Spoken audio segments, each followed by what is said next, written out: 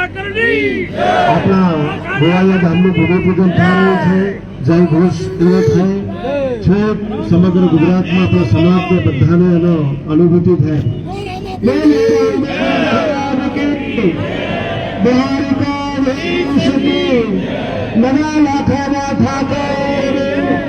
રામચંદ્ર ભગવાન કી